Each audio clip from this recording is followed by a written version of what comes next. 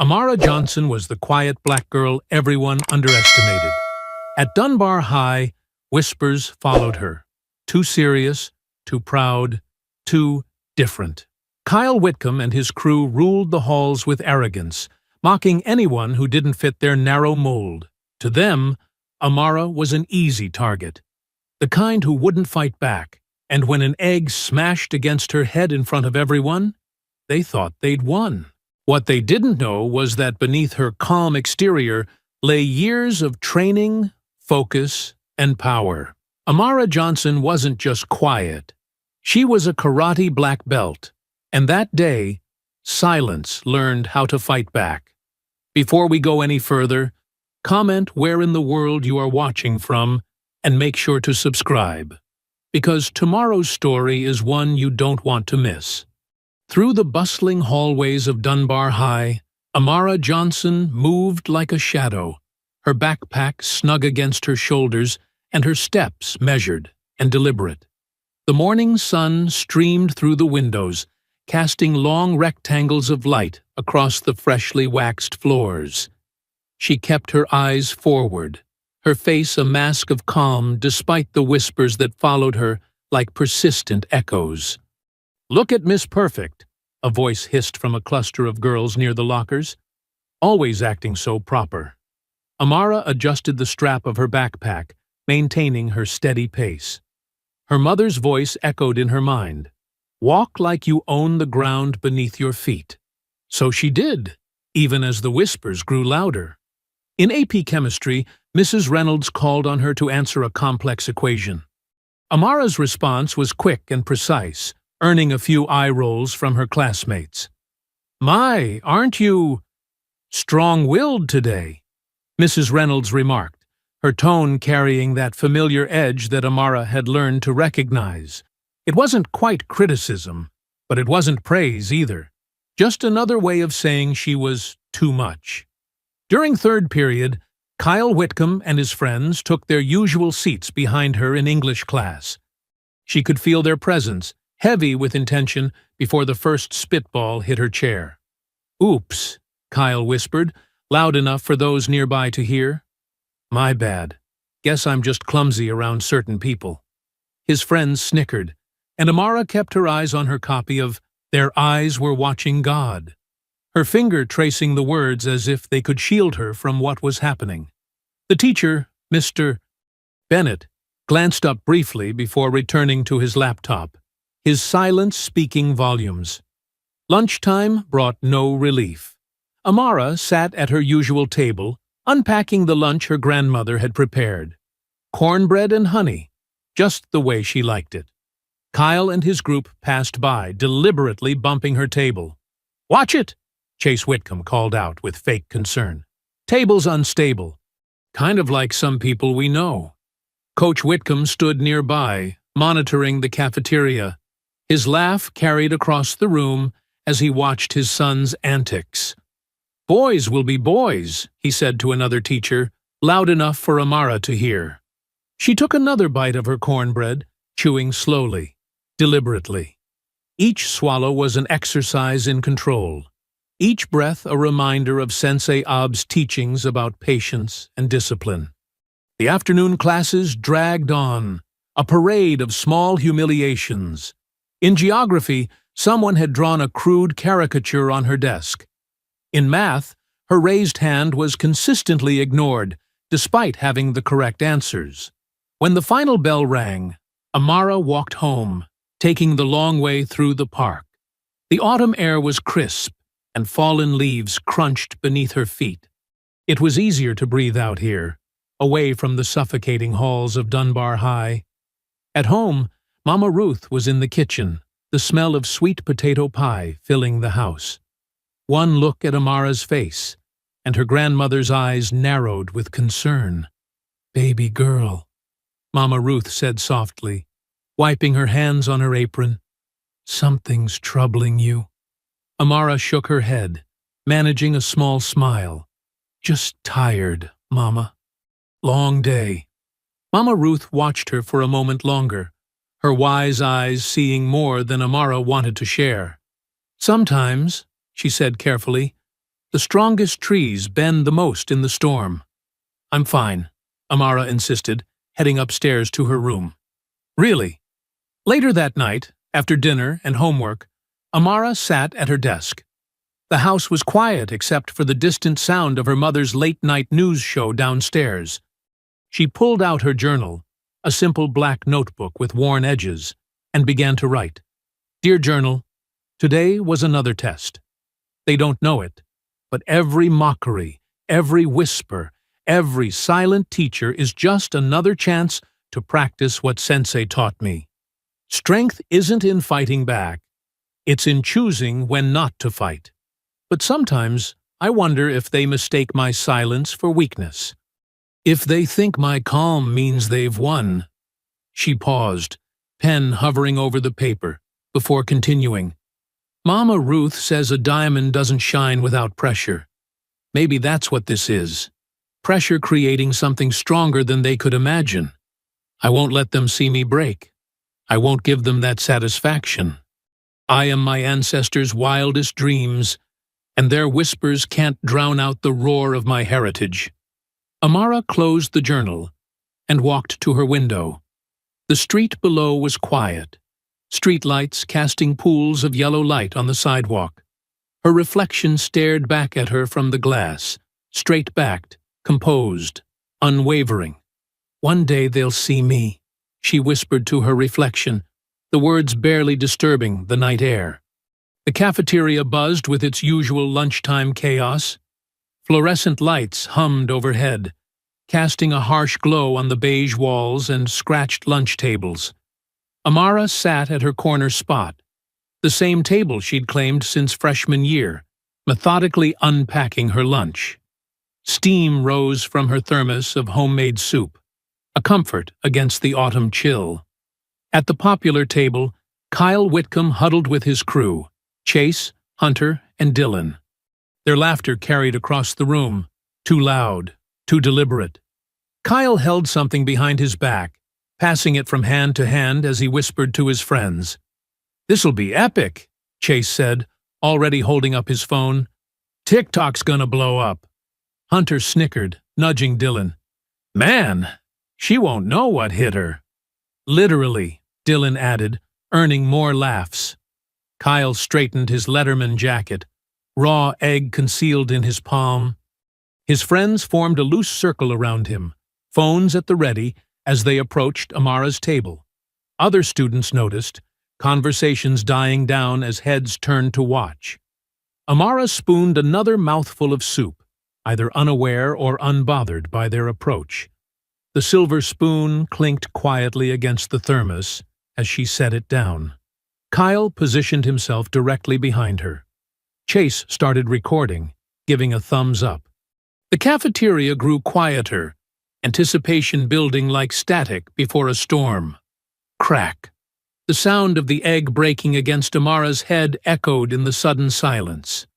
Yellow yolk dripped down her neat braids, spreading across her shoulders and staining her white sweater. Pieces of shell clung to her hair. Laughter exploded through the cafeteria. Phones appeared everywhere, dozens of screens capturing her humiliation. Someone near the back shouted, "Get that online!" "Looks like breakfast is served," Hunter called out, earning more cruel laughter. Amara didn't jump, didn't scream, didn't even flinch. She sat perfectly still, hands flat on the table, breathing once, deeply. The change was subtle, invisible to those who weren't watching closely. Her shoulders squared slightly. Her chin lifted a fraction, but her eyes turned to steel. "What's wrong?" Kyle taunted, circling to face her. "Cat got your tongue?" "Maybe she's gonna cry," Chase suggested, zooming in with his phone. "What are you gonna do about it?"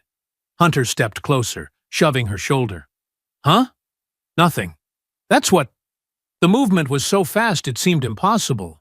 One moment Amara was seated, the next she was standing, her jacket sliding off to reveal a black karate GI top beneath her sweater. Hunter's second shove met empty air as she pivoted.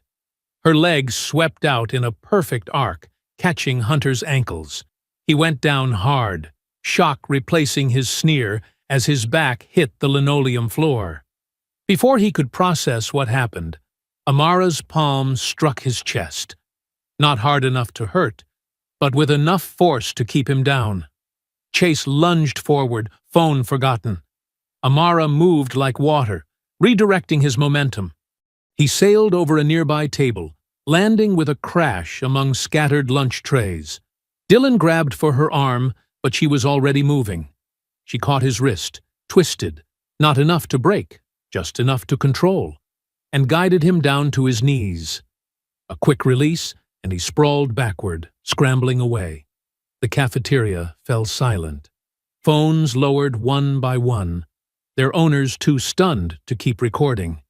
Kyle stood frozen, egg yolk still dripping from his hand, as Amara turned to face him. She stood straight, calm as ever, surveying the chaos around her. Hunter remained on the floor, nose bleeding slightly from where he'd hit the ground. Chase was still tangled in the overturned table, food staining his precious Letterman jacket. Dylan had backed away, holding his wrist and staring at her with wide eyes.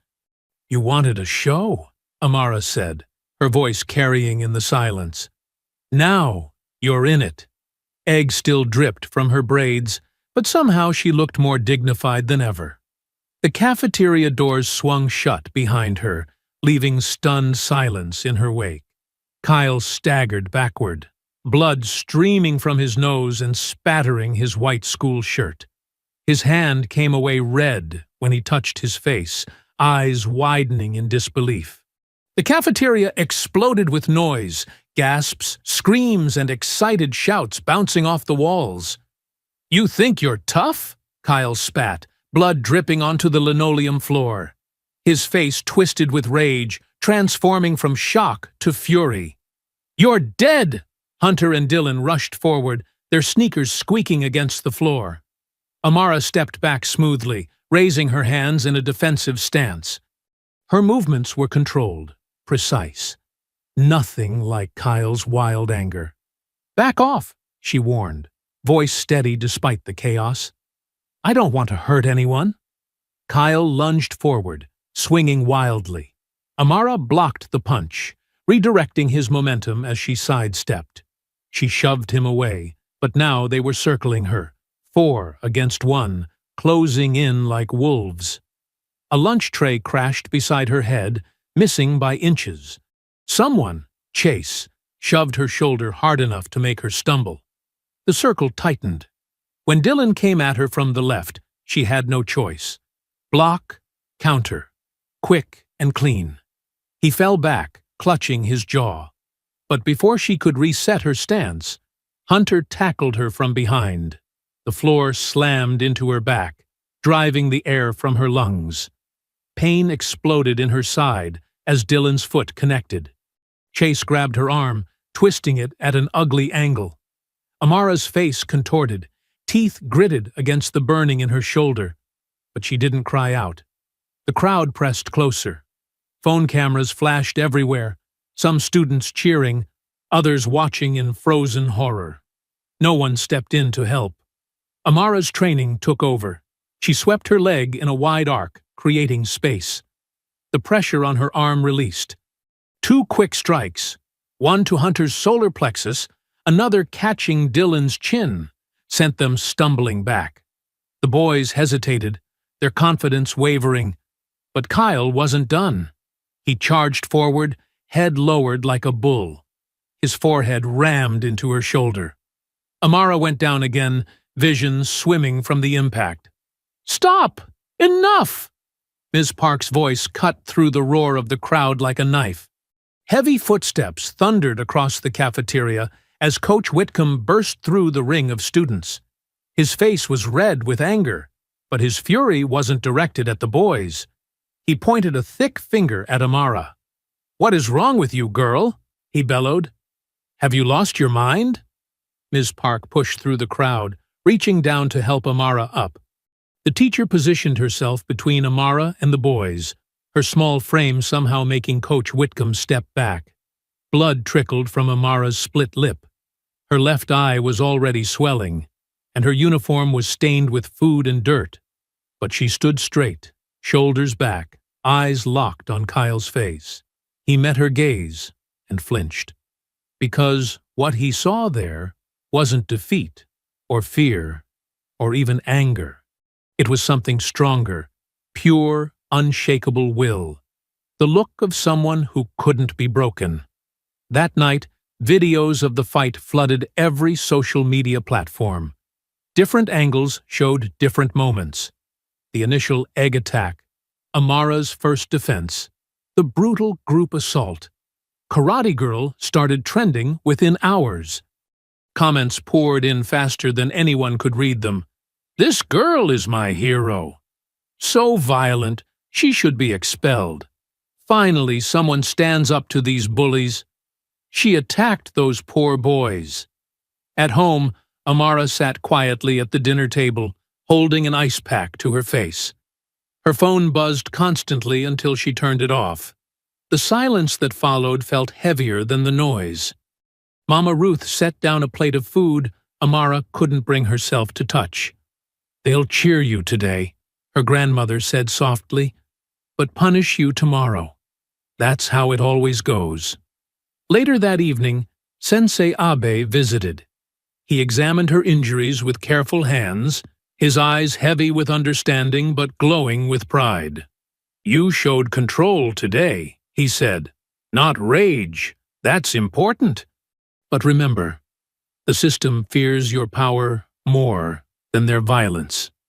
In the empty dojo that night, Amara stood before the wall of mirrors. Dried blood still stained the collar of her shirt.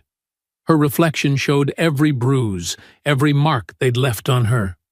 But her eyes were clear and steady as she whispered, "I didn't fight. I survived."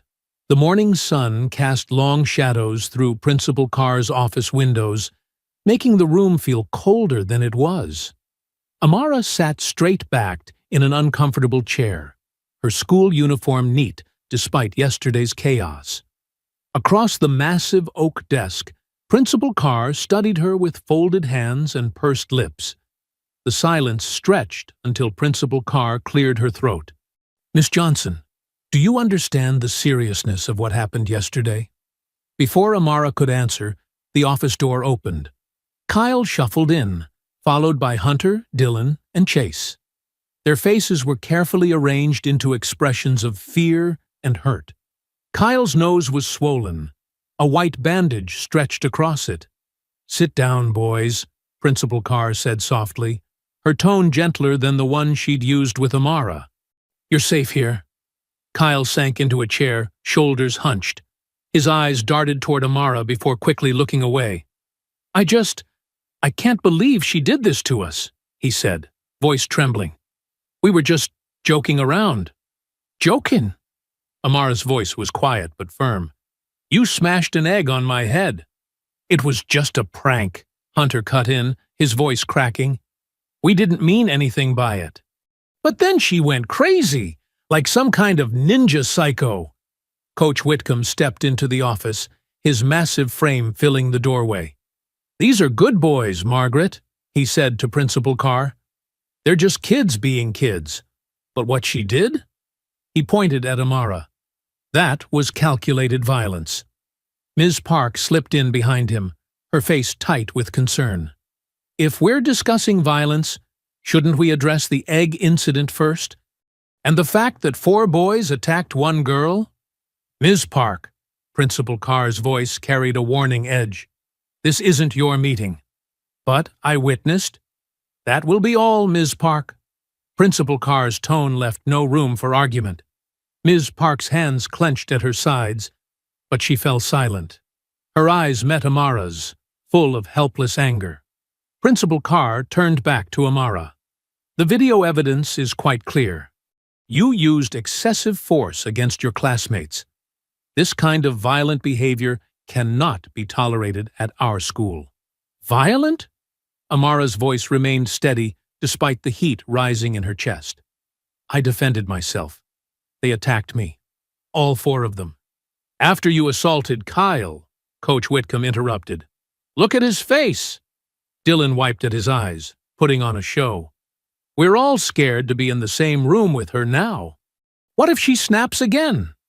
Amara watched in disbelief as Principal Carr nodded sympathetically at the boys. The woman who was supposed to protect all students reached for a document on her desk.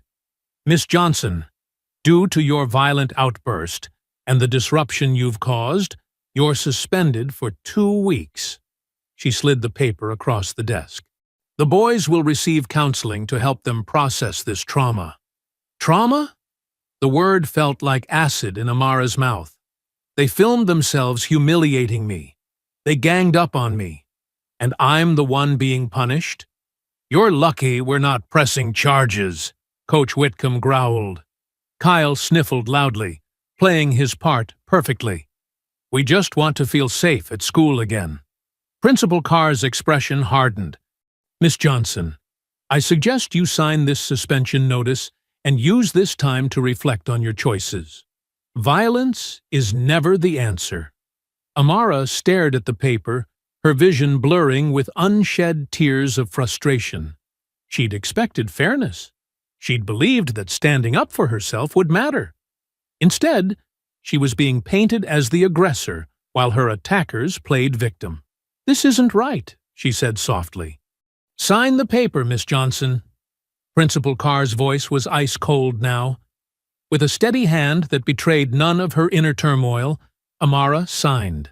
She stood up, dignity intact, despite the injustice crushing her chest. We'll need your father to sign this too, Principal Carr said to Kyle, her voice warming again. But don't worry, we'll make sure nothing like this happens again. That evening, Amara sat at her grandmother's kitchen table, the suspension notice lying between them like a wound. The smell of Mama Ruth's sweet potato pie filled the air, but Amara couldn't eat. They made me the villain, she said, her voice finally cracking. All I did was defend myself, and they turned it around. Made me the violent one. The dangerous one. Mama Ruth's weathered hands covered Amara's trembling ones. Her eyes, sharp despite her age, held decades of understanding. Then make them face the truth, she said simply, strength in every word. The kitchen was quiet, except for the scratch of Amara's pen against paper. Outside, crickets chirped in the growing darkness as she sat at the worn wooden table, carefully writing each incident in neat rows. The list grew longer with every memory. Called aggressive for raising my hand in class too much. Teacher said my braids were distracting, but ignored Kelsey's bright pink hair. Got detention for talking back when I corrected a mistake on the board. Her mother passed through, touching Amara's shoulder gently before heading to her night shift at the hospital. The house felt empty, but Amara kept writing, each line making her jaw clench tighter. Principal Carr told me to watch my attitude for using the same tone as other students. Coach Whitcomb picking only white students for team captain. Being called angry for staying quiet when they mock me. The doorbell rang, startling her. Ms. Park stood on the porch, still in her teaching clothes, but looking more determined than tired. She held up her laptop. I brought something you need to see, she said, stepping inside. And someone else wanted to help. Sienna Clark emerged from behind her, clutching her ever-present camera. The quiet white girl who always sat in the back of class looked nervous but resolute. I have the original video, Sienna said softly, pulling out her phone. The whole thing. Before they edited it, they gathered around the kitchen table, Amara's list pushed aside as Sienna pulled up the footage. The video was longer than the viral clips, starting several minutes before the egg incident.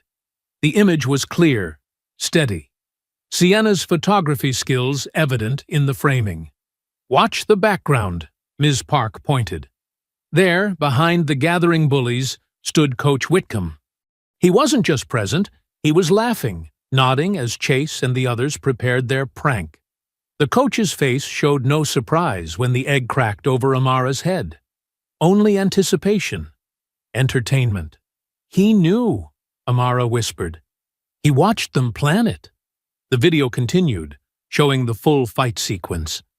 But now they could see what the edited version cut out. How the boys had surrounded her. How she'd tried to walk away 3 times before defending herself. And there was Coach Whitcomb again, not intervening until she fought back.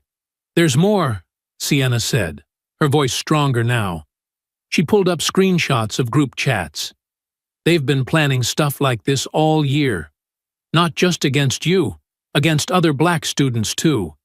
And look who's in the chat group." Coach Whitcomb's name appeared in several messages, along with Principal Carr's. They weren't just ignoring the racism. They were encouraging it.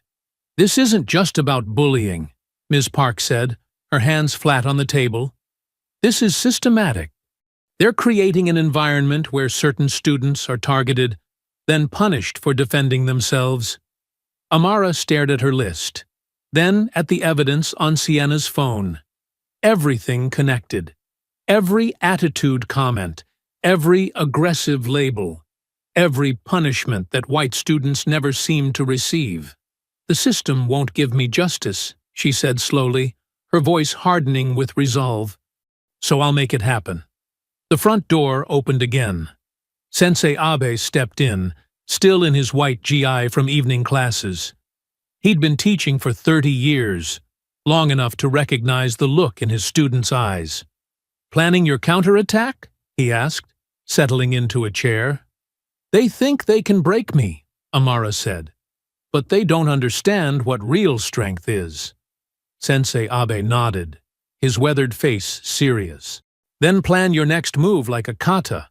Deliberate, disciplined, each step flowing into the next." Ms. Park leaned forward. "We need to be strategic. They'll try to discredit you, paint you as the aggressor again. But we have proof now," Sienna added, holding up her phone. "Real proof." They worked late into the night. 4 unlikely allies around a kitchen table. Mrs. Park's legal knowledge, Sienna's technical skills, Sensei Abe's strategic wisdom, and Amara's quiet determination, each piece essential to their plan. When the others finally left, Amara stood at her bedroom window. The street below was dark and quiet, but she felt more awake than ever. Her reflection in the glass showed no anger, no fear, only focus. "I'll fight smarter," she whispered to the night, knowing tomorrow would bring the first steps of their plan into motion. Morning sunlight streamed through the kitchen windows as Amara sat at the table, her laptop open beside stacks of printed screenshots. Her grandmother, Mama Ruth, worked steadily at the counter, the soft plink of peas falling into a metal bowl, creating a gentle rhythm. "These messages go back months," Amara said, scrolling through another group chat. Her voice was steady, but her fingers trembled slightly on the trackpad. Mama Ruth hummed softly, her weathered hands never pausing their work. "Sometimes people tell on themselves without meaning to. You just have to listen right." Amara's phone buzzed. Another message from Sienna. More screenshots appeared, each one worse than the last. The group chat was filled with cruel jokes, racist memes, and planning sessions for pranks that were anything but funny. Kyle and his friends hadn't even tried to hide their hatred, confident no one would ever see these messages. "Look at this one," Amara said, turning the screen.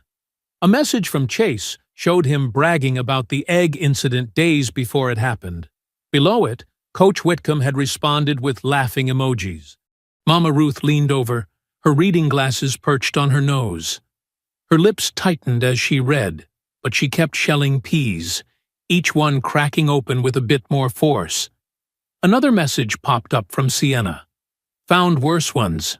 Coach involved." Amara opened the new files. There it was, in plain text. Coach Whitcomb writing to the group. "We'll humble her again. These ones need to learn their place." The kitchen seemed to grow colder despite the morning sun. Mama Ruth's hands finally stilled, a half-shelled pea forgotten between her fingers. "Print that one," she said quietly. "Print them all." Mrs. Park arrived an hour later, carrying a thick manila folder labeled Discrimination Complaint Draft. She spread papers across the table while Mama Ruth made coffee, explaining terms like hostile environment and systemic bias. "We need to document everything," Ms. Park said, organizing screenshots into categories. Every incident, every message, every time they've targeted students of color. This isn't just about the fight anymore. Amara's phone kept buzzing with updates from Sienna, who was quietly gathering more evidence at school. New messages showed Kyle spreading his version of events. "She just went crazy and attacked us. We were just joking around and she snapped." Everyone saw her hit first. The lies spread through the school's social circles like poison, but Amara remained focused on the evidence. Each new screenshot, each documented incident, was another piece of armor she was building. By afternoon, her eyes were burning from staring at screens. Ms. Park had left to file preliminary paperwork, taking copies of their strongest evidence. Mama Ruth insisted Amara take a break, practically pushing her out the door. "Go to your dojo," she said firmly. "Clear your head. The fight's not going anywhere." The familiar scent of wood and canvas greeted Amara as she entered the empty training hall. She changed into her gi mechanically, muscle memory taking over as she tied her black belt. The mirror wall reflected her image. Straight-backed, composed, ready. She began with basic punches, each strike precise and controlled. The rhythm helped empty her mind of screenshots and messages, replacing digital hatred with physical focus. Her fists cut through the air with increasing speed, each punch carrying the weight of a different incident. Strike, for every time they called her aggressive. Strike, for Coach Whitcomb's laughing emojis. Strike, for Kyle's lies spreading through school halls. Strike, for a system that kept protecting the wrong people. Her moves were sharp but controlled, each breath measured, each strike exact. This wasn't wild anger or blind rage. This was precision, discipline, power held in perfect check, just as Sensei had taught her. The empty dojo absorbed the sounds of her training, the whisper of her gi, the sharp exhale with each punch, the quiet determination of a fighter who knew her battle was just beginning. She moved through the air like water, each strike flowing into the next, her reflection showing no sign of the turmoil beneath her calm surface. When she finally stopped, the late afternoon sun cast long shadows across the training floor. Her body hummed with controlled energy, ready for whatever came next. The rage was still there, but it had transformed into something more useful. Focused resolve. She stood perfectly still in the center of the dojo, fists clenched at her sides, watching her reflection. The girl in the mirror looked back with steel in her eyes and fire in her heart, every muscle coiled with disciplined power, ready to strike, but patient enough to wait for the right moment. This was what they feared, she realized. Not just her physical strength, but her control of it. Her refusal to break or bend or play their game by their rules. The sound of her phone buzzing broke the silence. Another message from Sienna. Another piece of evidence to add to their growing collection. Another reminder that the real fight was still to come. The empty hallways of Dunbar High echoed with Amara's footsteps as she walked beside Mr. Ruiz, the school custodian. Late Friday afternoon, sunshine slanted through the windows, casting long shadows across the freshly mopped floors. Her suspension meant she could only return after hours to clear out her locker, supervised like a criminal. Mr. Ruiz jingled his keys quietly, his weathered face kind but worried. "Take your time, Mija," he said softly. "I'll wait right here." Amara nodded, approaching her locker with measured steps. Something felt wrong. The air seemed too still, too quiet. Her fingers brushed the combination lock, and she noticed dark smudges around its edges. The lock clicked open. As she pulled the door, something wet dripped onto her hand. Yellow and sticky. Raw egg. Her stomach clenched as the locker door swung wide. The sight hit her like a physical blow. Her books lay scattered, pages torn and smeared with yolk. Broken eggshells littered the shelves. But worst were the words.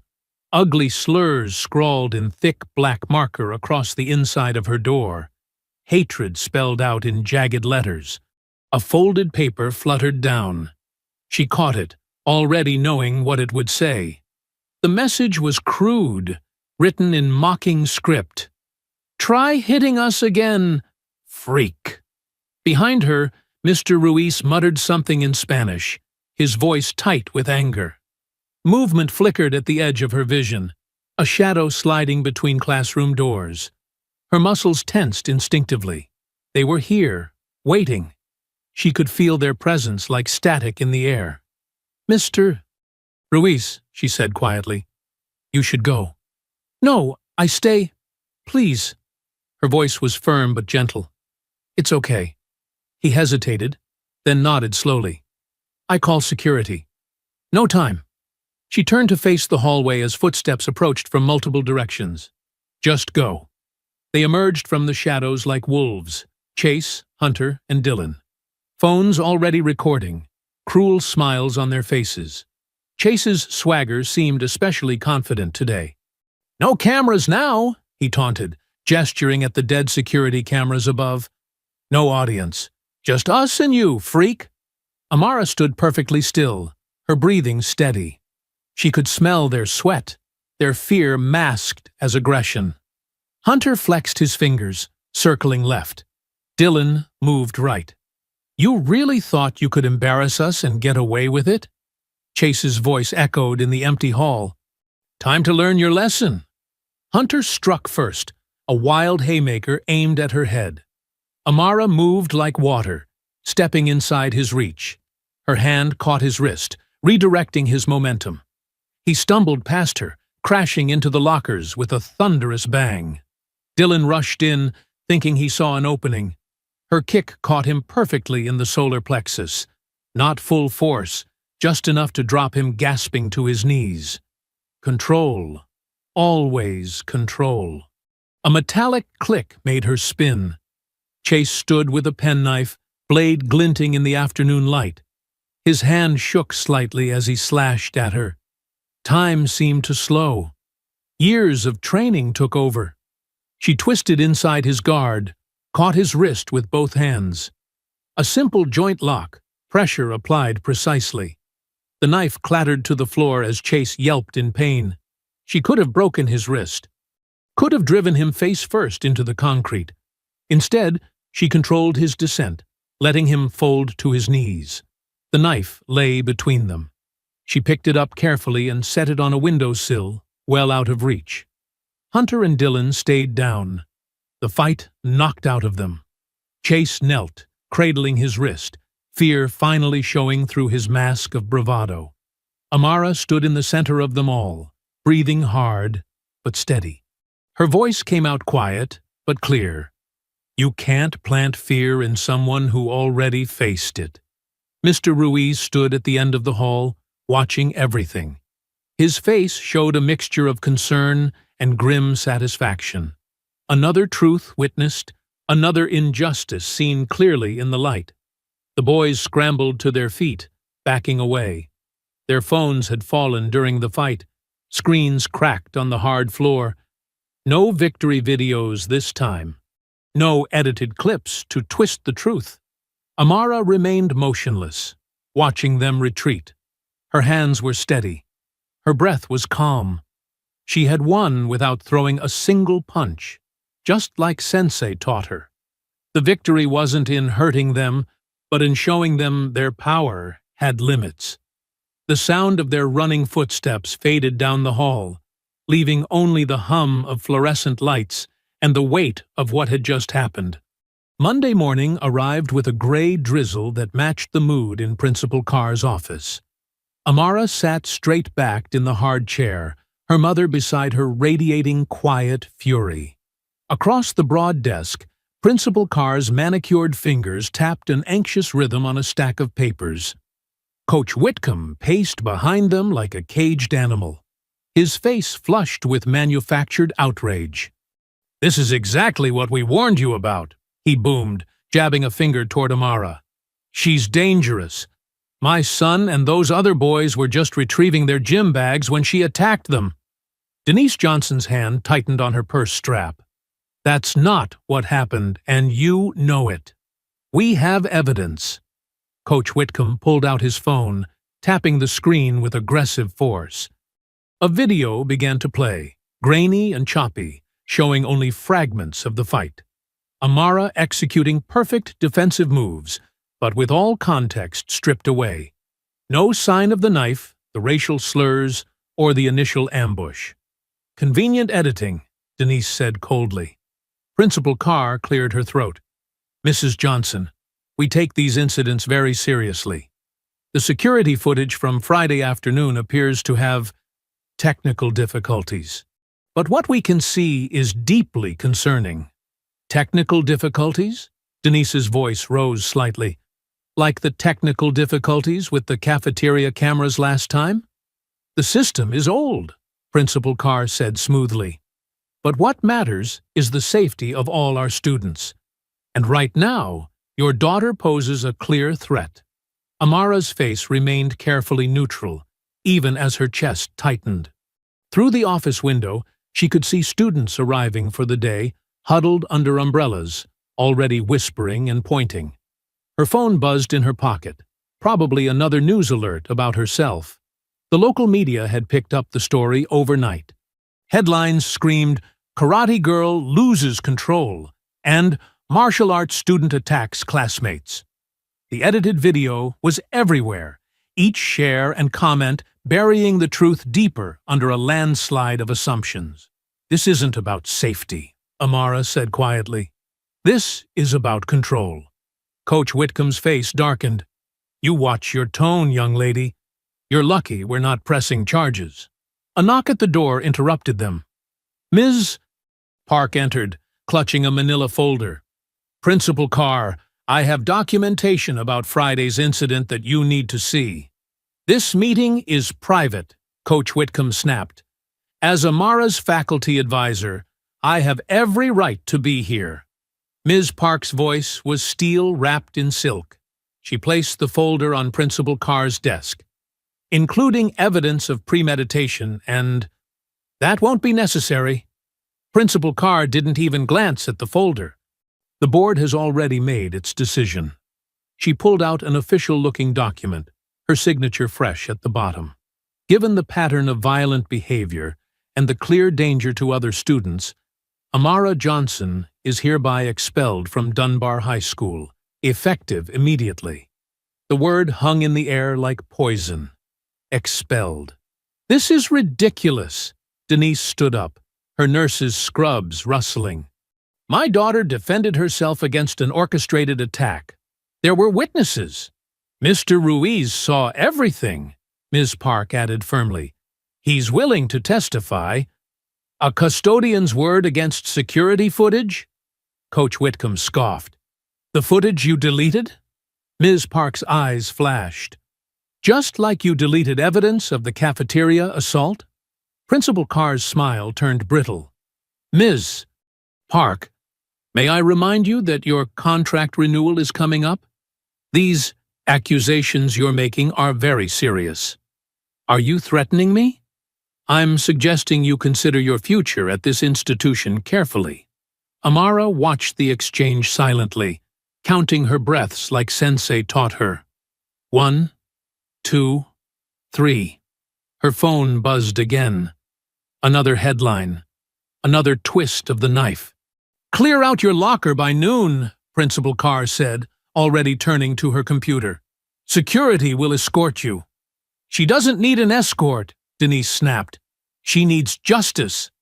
What she needs is to learn there are consequences for violence." Coach Whitcomb's smugness filled the room like cheap cologne. Maybe this will teach her some real discipline. Amara stood slowly, her movements deliberate and controlled. She looked directly at Principal Carr, who couldn't quite meet her eyes. "You're right about consequences," she said softly, "but not about who needs to learn them." She walked out of the office with her head high, past the staring secretaries and whispering students. The hallway seemed longer than usual, each step echoing with finality. Her phone vibrated one more time. A text from Sienna. Amara paused at her vandalized locker, remembering Friday's ambush, the hatred scrawled inside. With steady hands, she typed back a simple response. "If they hide truth, we'll expose it." The morning rain drummed against the windows as she gathered her remaining belongings. Behind her, she could hear her mother arguing with the administration, Ms. Park's voice rising in righteous anger.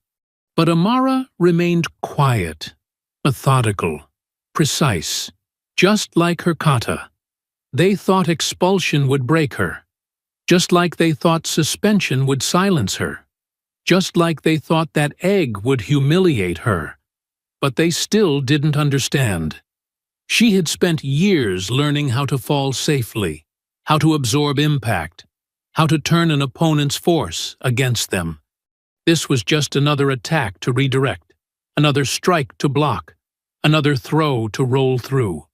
She closed her locker for the last time, the metal clang reverberating through the empty hallway. Thunder rumbled outside Amara's living room window as she sat cross-legged on the floor, surrounded by scattered papers and open laptops. Miss Park occupied the worn armchair, her reading glasses perched on her nose as she scrolled through emails. Sienna huddled on the couch, her camera bag beside her, fingers flying across her keyboard. "Look at this," Sienna said, turning her screen. "I managed to recover some deleted messages from the group chat. They were planning the locker ambush for days." Amara leaned forward, scanning the cruel messages.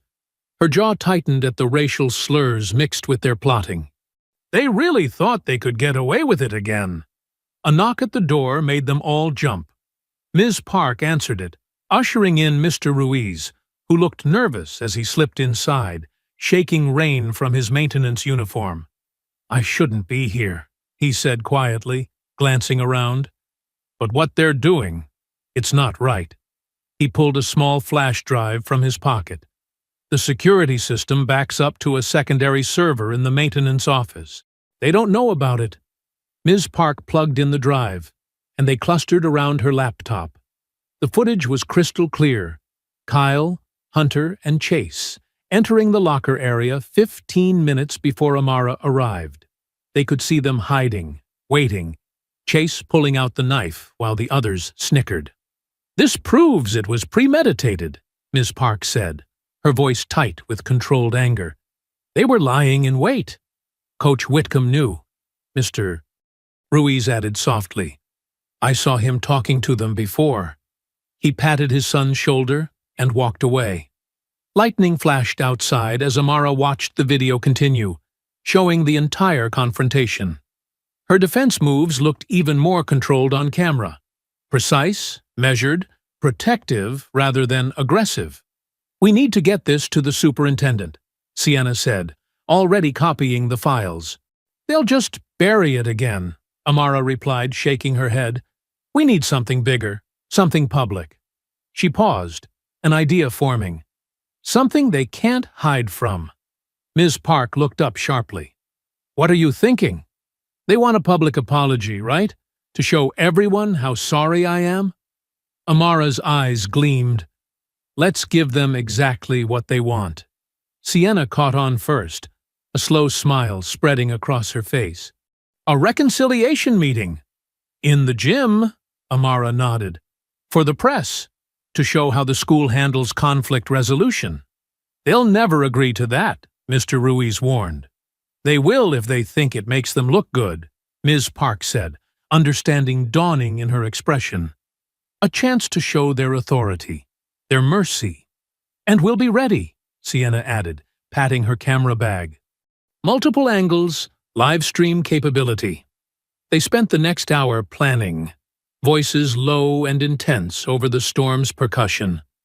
Ms. Park drafted a formal proposal for the meeting, coating it in bureaucratic language about healing and community values. Sienna mapped out camera positions and sight lines in the gym. Mr. Ruiz provided details about the building's layout, security systems, and blind spots. Meanwhile, Miss Sulpices, Park said, assembling a thick folder of evidence. I'll make sure the superintendent has everything. Anonymously, of course. The videos, the messages, the pattern of cover-ups. Through a secure server, Sienna added, helping encrypt the files. They won't trace it back to you. Another crack of thunder shook the windows. Amara stood, stretching muscles tight from sitting. I should get to the dojo. Sensei's expecting me. The others packed up, Mr. Ruiz slipping out first, then Sienna with her equipment. Ms. Park lingered, placing a hand on Amara's shoulder. Are you sure about this? She asked softly. It's risky. They could make things even worse. They already took everything they could, Amara replied. Now it's our turn. The rain had settled into a steady rhythm by the time Amara reached the dojo. The familiar scent of wood and incense wrapped around her as she entered, bowing at the threshold. Sensei Abe waited in the center of the training floor, a wooden board in his hands. Even in the dim evening light, Amara could see the word written across it in bold black letters. Fear. Your mother called, he said without preamble. She told me about the expulsion. Amara bowed again, deeper this time. They think they've won. And what do you think? I think they're afraid, she answered. Of the truth. Of being exposed. Sensei nodded slowly. Fear makes people dangerous, but it also makes them vulnerable. He held out the board. Break this when you stop fearing their lies. Amara took her stance, feeling the smooth wood under her fingers. She thought of all the smirking faces, the deleted videos, the twisted stories, the weight of their judgment, their assumptions, their hatred. She breathed in deeply, centering herself. Then, with perfect form and controlled power, she struck. The board split cleanly, the crack echoing through the empty dojo like the thunder outside. The pieces clattered to the floor, the word fear now broken in two. Dawn painted the dojo walls in soft amber light as Amara knelt on the worn training mat, her breathing steady and controlled. The familiar scent of pine cleaner and decades-old wood wrapped around her like a comfortable blanket. Her mind settled into the rhythmic pattern of meditation. Inhale for 4 counts, hold for 4, release for 4. Sensei Abe's footsteps whispered across the floor, barely disturbing the morning stillness. He knelt beside her, his presence solid and reassuring. Your mind is clouded, he observed quietly. Amara opened her eyes, meeting his steady gaze. I keep thinking about everything that could go wrong. Ah, he nodded sagely. You're fighting shadows instead of focusing on your light. He reached out, adjusting her posture slightly. Remember, truth is your strongest strike. It needs no force behind it to land true. The morning light strengthened as they sat together, teacher and student, sharing the peaceful silence.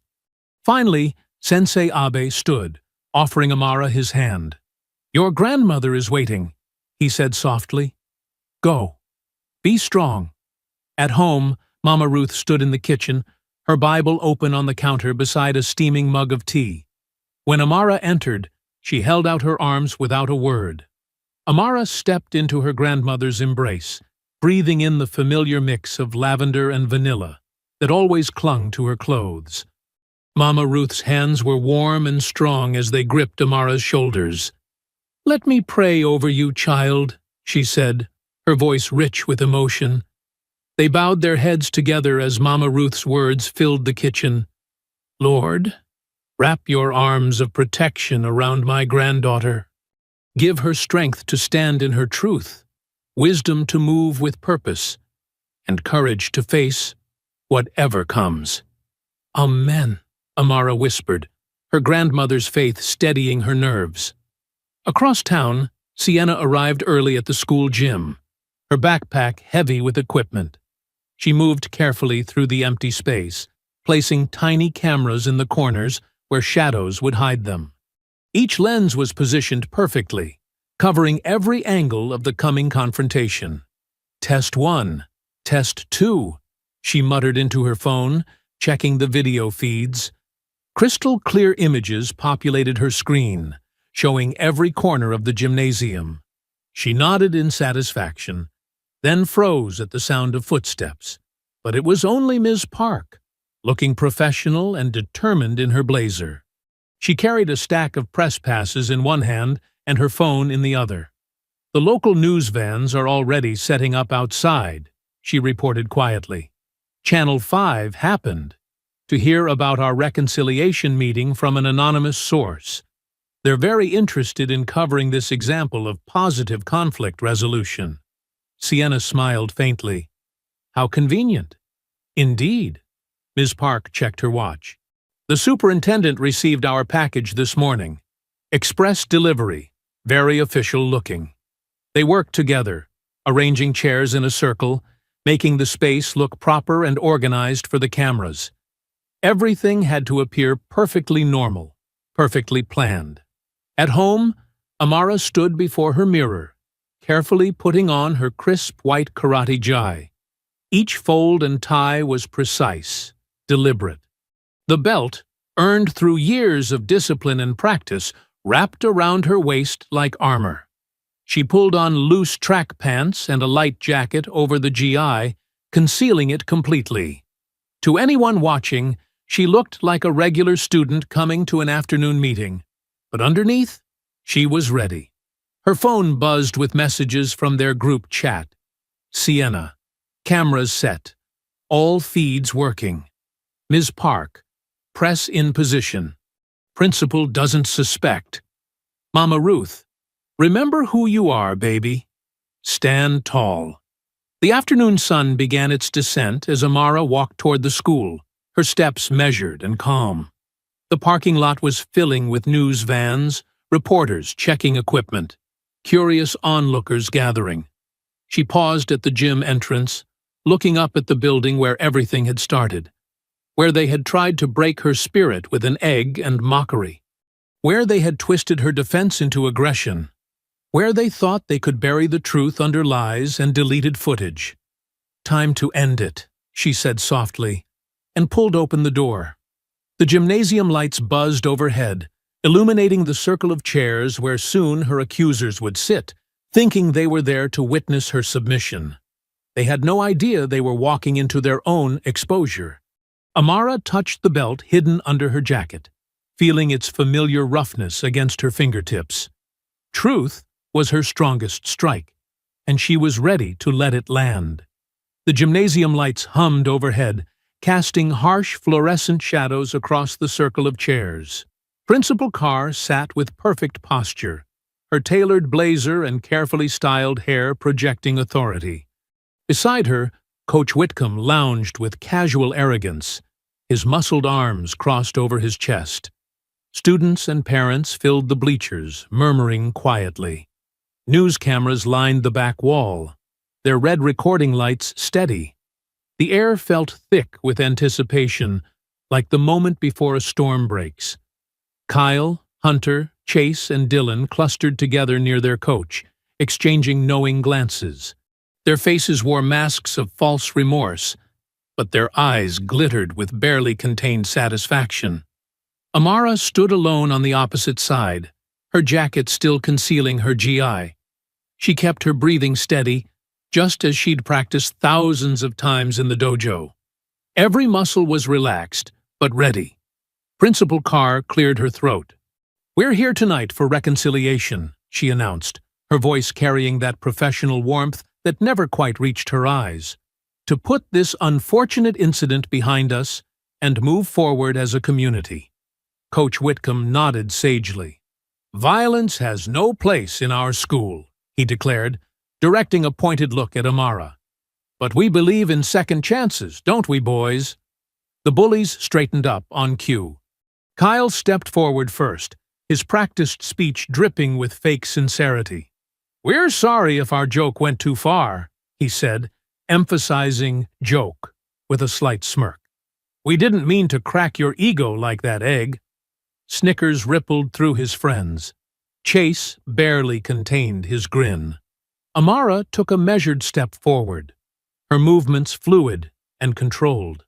"You're right," she said, her voice clear and steady.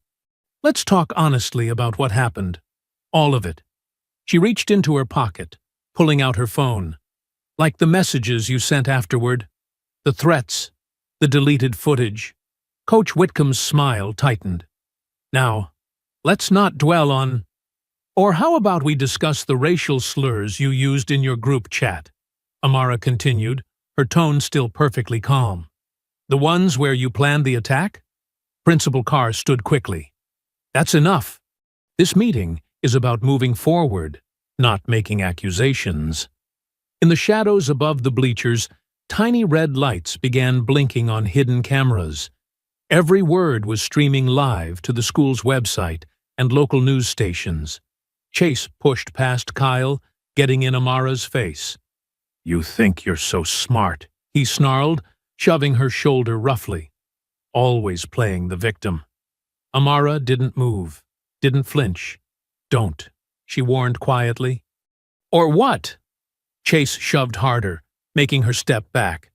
"You'll go crazy again? Show everyone what you really are?" The gymnasium fell silent, tension crackling like electricity. Coach Whitcomb stood, his face darkening. Principal Carr reached for her phone, probably to call security. But they'd all miscalculated. Again. Chase lunged forward, aiming another shove. This time, Amara moved. Her jacket fell away as she pivoted, revealing the white GI beneath. Her hand caught Chase's extended arm, redirecting his momentum. He flew past her, stumbling to keep his balance. Hunter charged in from the side, thinking to catch her off guard. Amara dropped low, swept his legs out, and sent him crashing to the mat with a controlled flip that knocked the wind from his lungs. Kyle's scream of rage echoed off the walls as he rushed forward. Amara stepped back smoothly into a defensive stance, her movements precise and measured. "You wanted another round," she said, her voice carrying clearly through the stunned silence. "Here it is." The hidden cameras kept rolling, capturing every moment. Every face in the bleachers was frozen, watching the scene unfold. Some had phones out, adding to the documentation. Kyle stopped short, suddenly unsure. The confidence drained from his face as he realized, too late, that they'd walked right into her trap. "Here it is," Amara repeated, standing perfectly balanced, ready for whatever came next. "The truth you tried to hide. The real story, playing out live." The gymnasium crackled with tension as everyone waited to see who would make the next move. The polished gym floor became a battlefield. Hunter snatched up a metal folding chair, his face twisted with rage. The screech of its legs against the floor echoed through the suddenly silent space. "You think you're so special?" he snarled, hurling the chair at Amara's head. She dropped and rolled, the chair clattering harmlessly behind her. In the same fluid motion, she pushed up from her crouch and launched a precise sidekick that caught Hunter square in the chest. The impact knocked him back several steps, leaving him gasping for air. Chase circled to her left, looking for an opening. His football training showed in his stance, low, ready to tackle. "Not so tough without your camera crew, are you?" He lunged, arms spread wide to grab her. But Amara was already moving. She stepped into his charge, using his own momentum against him. Her hip pivoted, her hands found his sleeve and collar, and suddenly Chase was airborne. He crashed down hard, and before he could recover, she had his arm locked in a textbook hold. "Yield," she commanded quietly. When he struggled, she applied just enough pressure to make him feel the control she had. Not enough to hurt, just enough to prove a point. "Let him go!" Dylan shouted, trying to sneak up behind her. Without releasing Chase, Amara glanced over her shoulder. She'd been tracking Dylan's footsteps the whole time, feeling his presence through years of training. As he reached for her, she released Chase and spun away from both boys. Dylan's momentum carried him forward. Amara caught his extended arm, stepped past his center of gravity, and executed a perfect hip throw. He landed on one of the gym mats with a heavy thud, the impact forcing a grunt from his lungs. Throughout it all, Amara's breathing remained steady, her movements precise. Each counter was measured, each lock applied with just enough force to control but never harm. This wasn't about hurting them. It was about showing them the difference between power and violence. Hunter had recovered his breath and charged again, this time joined by Chase. They came at her from opposite sides, thinking to overwhelm her. Amara waited until the last possible second, then dropped and rolled between them. The boys collided with each other, stumbling back in confusion. "Stop this!" Coach Whitcomb's voice boomed across the gym. His face was red with fury as he strode forward, reaching for Amara's arm. "This ends now!" His large hand clamped down on her forearm, fingers digging in.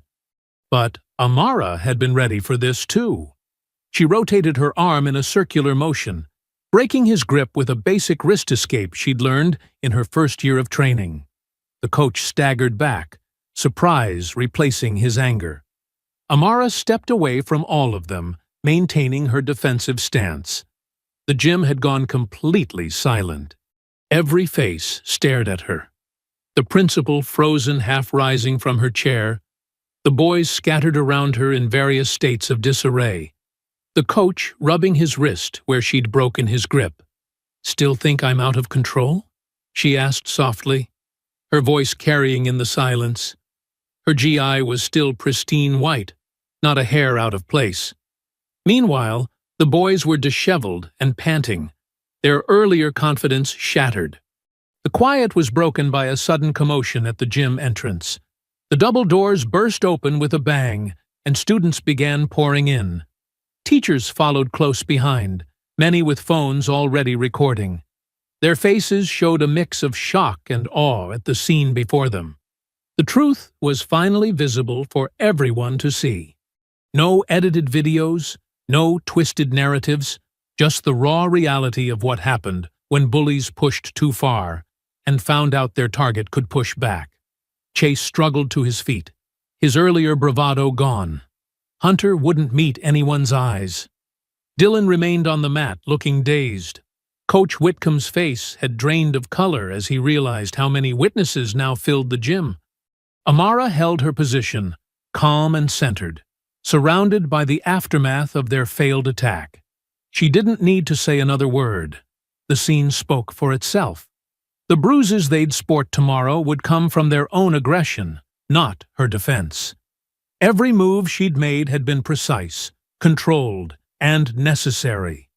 Exactly what they'd claimed she wasn't capable of being. The crowd at the doors grew larger as more people pushed in, phones raised high to capture every detail. The sound of whispers and gasps filled the air, punctuated by the clicks of camera shutters and the soft beep of videos being started. Through it all, Amara remained perfectly still, a point of calm in the chaos they had created. She'd shown them exactly who she was. Not their victim, not their stereotype, but a warrior who chose control over violence every single time. The gymnasium had transformed from a place of attempted ambush into a stage where truth had finally been revealed. And every second of it was being recorded. Impossible to deny or edit away this time. The crowd pressed closer, phones raised high as Coach Whitcomb stepped forward, his face flushed with desperate anger. He jabbed a finger toward Amara, who stood perfectly still in her defensive stance. "Look at this," he bellowed to the gathered crowd. "She attacked these boys again, just like before. Violent, out of control. Spittle flew from his mouth as he raged. "This is exactly why we expelled her." Principal Carr nodded vigorously from her position near the wall. "Mr. Whitcomb is right. This display of aggression only proves our point." But Amara's calm voice cut through their accusations. "Sienna, show them what really happened." From the back of the gym, Sienna Clark stepped forward, laptop in hand. She typed quickly, and suddenly, the large projection screen on the gym wall flickered to life. The live stream that had been running since the start of the meeting played in crystal clear detail. The footage showed everything: Hunter throwing the chair, Chase's attempted tackle, Dylan's sneak attack. And through it all, Amara's controlled responses, never striking first, never using more force than necessary to defend herself. Gasps and murmurs rippled through the crowd. Someone whispered, "She never attacked them. She protected herself." But Amara wasn't finished. She nodded to Sienna again. "Show them the rest." The screen split into two feeds. On one side, the current live stream continued. On the other, a new video began to play, grainy at first, then clearing to show the school hallway from an unusual angle. "This is from my dojo's security camera across the street," Amara explained, her voice steady. "It captured everything through the hallway window's reflection."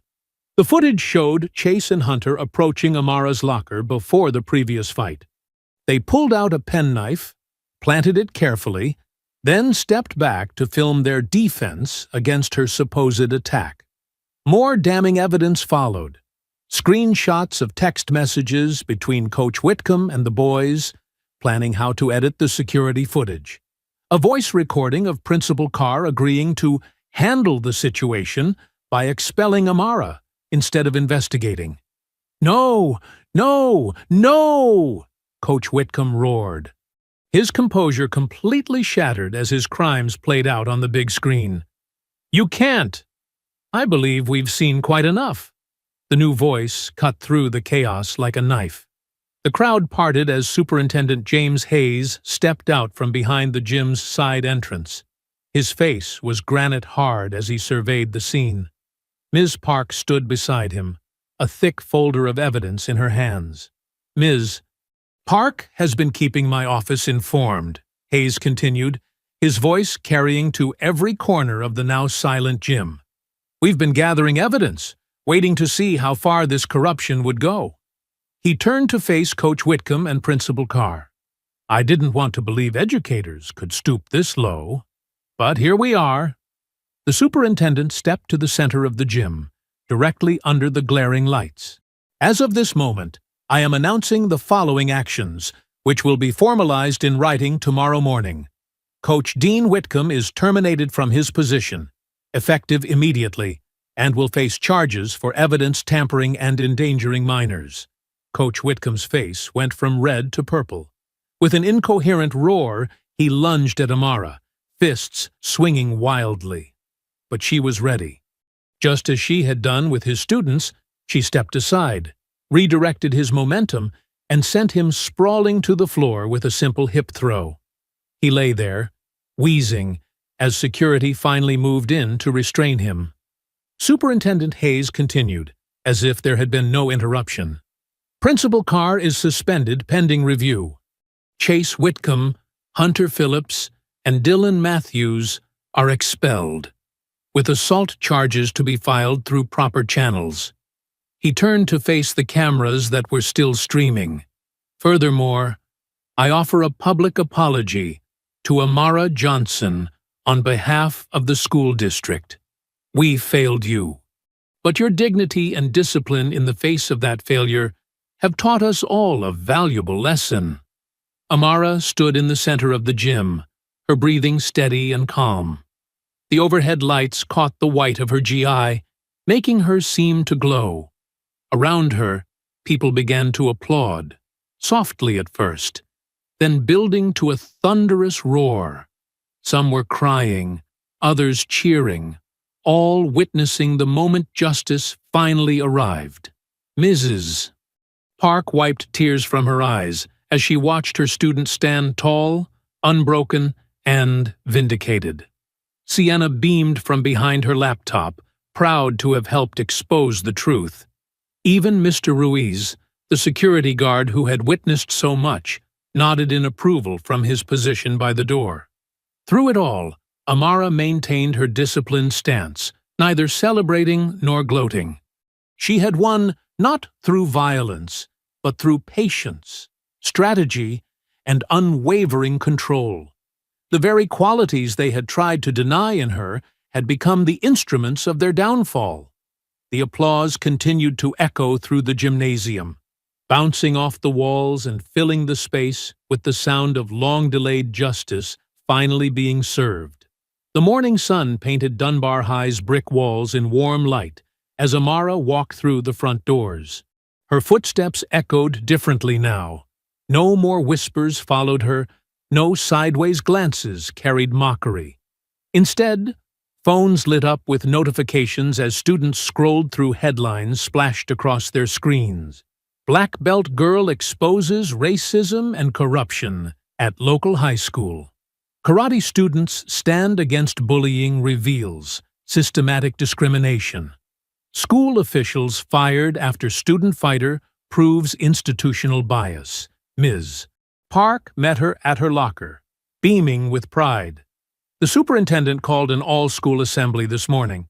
He wants to make a formal announcement about the changes. Amara nodded, running her fingers over her locker door, now clean of slurs and vandalism. "Changes are good," she said quietly, "but they have to last." As they walked toward the gymnasium, students began to notice her. Unlike before, faces brightened with recognition and respect. A freshman girl who had always hunched her shoulders while walking past the bullies stood straighter when she saw Amara. Others nodded in acknowledgement or smiled openly. The gymnasium was packed when they arrived. Where just yesterday there had been chaos and revelation, now there was anticipation and hope.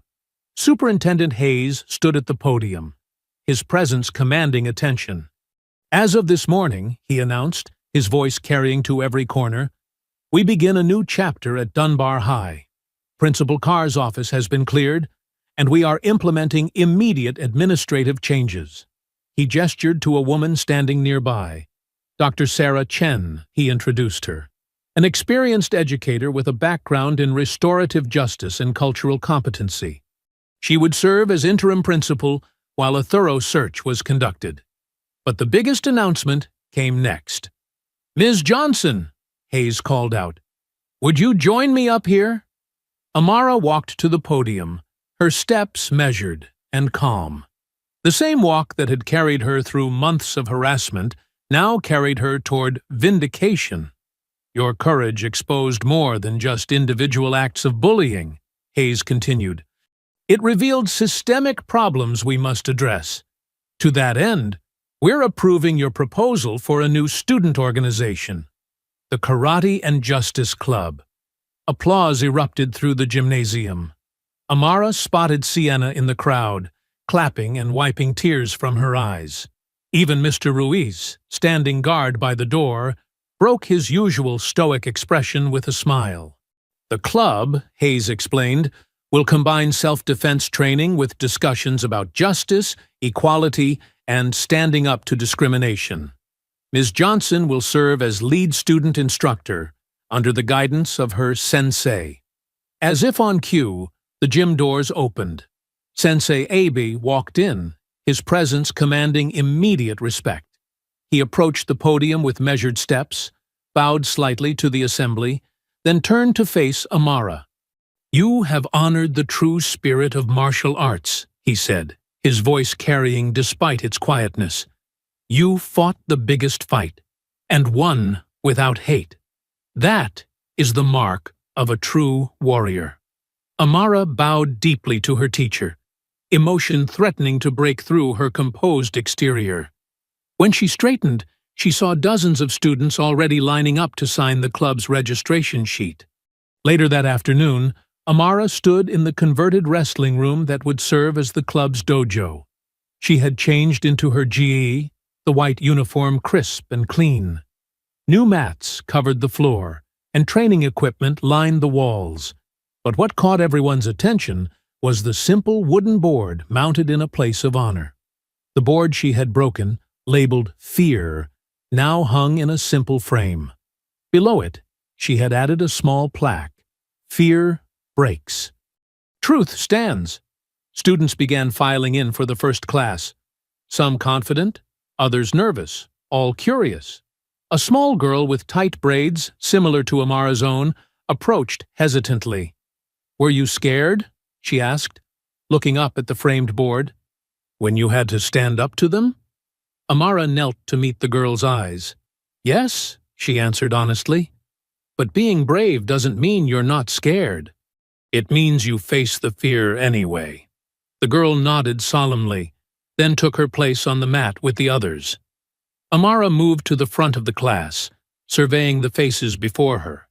Faces that showed hope, determination, and the desire to learn not just how to fight, but how to stand tall. She bowed to her students, and they bowed back. As she began teaching the first basic moves, she caught her reflection in the mirror. No longer the quiet girl who endured in silence, but a teacher, a leader, someone who had transformed her pain into purpose. The framed board watched over them all, a reminder that fear could be broken, that justice could prevail, and that sometimes the strongest fight wasn't won with fists, but with unwavering dignity and truth. The afternoon sun streamed through the high windows of Dunbar High's gymnasium, casting long rectangles of golden light across the blue mats. The rhythmic sound of bare feet moving in unison filled the space, as Amara led her students through their basic stances. "Remember," she called out, her voice clear and steady, "power comes from your center. Feel the earth beneath your feet." 20 students moved through the positions, front stance, back stance, horse stance, their faces showing varying degrees of concentration. Among them was Sarah Whitcomb, Chase's younger sister, who had begged to join despite her family's initial resistance. She mirrored Amara's movements with particular intensity, as if trying to prove something to herself. "Good form, Sarah," Amara said quietly as she passed. The girl's eyes lit up at the praise. The mix of students reflected the changes at Dunbar: black, white, Asian, Hispanic kids training side by side. Some wore pristine new GIs, others in PE clothes until they could afford proper uniforms. But on the mat, they were all equal, all learning the same fundamental truth. Strength came from within. "Now pair up," Amara instructed. "Practice your blocking techniques. Remember, control is everything." Laughter bubbled up as partners took turns throwing slow-motion punches and practicing their blocks. The sound echoed off the walls, not the cruel laughter that had once filled this space, but the genuine joy of learning and growing together. A small hand tugged at Amara's GI sleeve. She looked down to find Destiny, a 7th grader with braids decorated with bright beads, looking up at her with serious eyes. "Ms. Johnson?" Destiny asked, her voice barely above a whisper. "Were you scared when they hit you with the egg and everything?" The question brought the room to a gradual hush. Other students paused their practice, turning to listen. Amara knelt down to meet Destiny at eye level, her movement graceful and deliberate. "Yes," she answered, her voice gentle but firm. "I was scared. Anyone would be scared when people try to hurt them." She placed a hand on Destiny's shoulder. "But being brave doesn't mean you never feel fear. It means you stand up anyway. You face what scares you and say, 'You can't break me.'"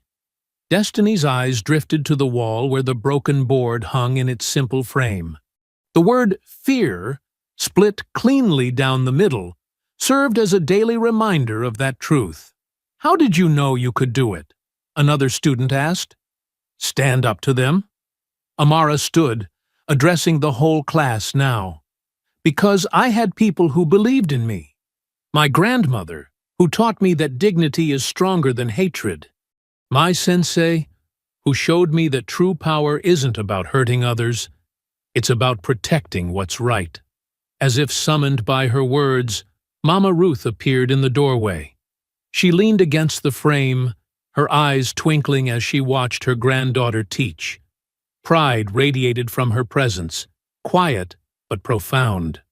"Back to practice," Amara called out, and the students returned to their drills with renewed focus. The afternoon light shifted, painting everything in warm amber tones. Amara walked to the gym's window, watching the sunlight fall across her face. The same windows that had once witnessed her humiliation now framed her triumph. Her voice carried softly, almost like a meditation. "They tried to break me with an egg. I broke their system instead." I hope you enjoyed that story. Please share it with your friends and subscribe so that you do not miss out on the next one. In the meantime, I have handpicked 2 stories for you that I think you will enjoy. Have a great day.